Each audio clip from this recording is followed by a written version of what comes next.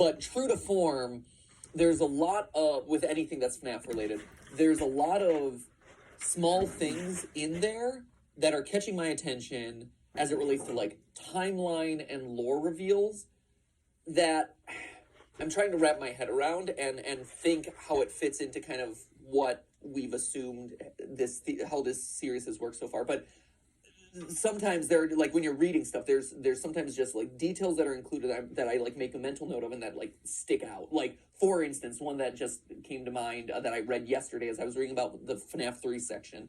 And this book specifically calls out the fact that the FNAF 3 animatronics, the phantom animatronics, right, the ones that appear as hallucinations and that jump scare you throughout the game, are like there's a very odd line in there about like, and they're all burned. They all appear to be burned for some reason.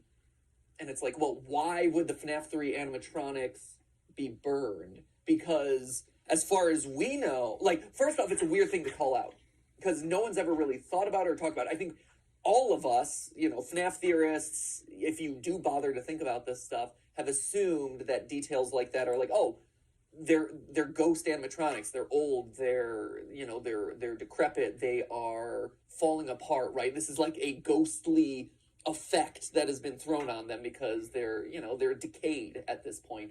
And so for the book to explicitly call out, they're all burned, feels intentional on Scott's part, on the part of him either as supervisor or full-on writer of this book, again, pointing us in a direction of like, hey, here's a thing that no one talked about, or hey, here's a thing that no one's noticed.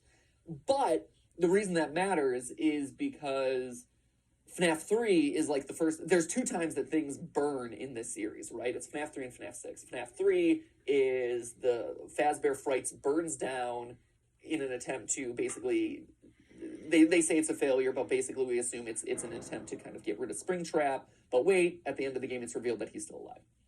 And then in FNAF 6, as we all know, that's the end of the series. And end of the series. Yeah, you and me, Scott, we know how to end a series real well. That's supposed to be the end of the series where, you know, Henry traps all the animatronics into one place and burns them to release their spirits once and for all, right? So for the Phantom animatronics to be burned prior to this prior to their appearance in FNAF 3, makes no sense from a timeline perspective as we currently understand it. But it seems to be a clue that they're leading, you know, that this book is leading us to. And that's why it's so important, one, to consume all, that's why it's important to consume all FNAF related things.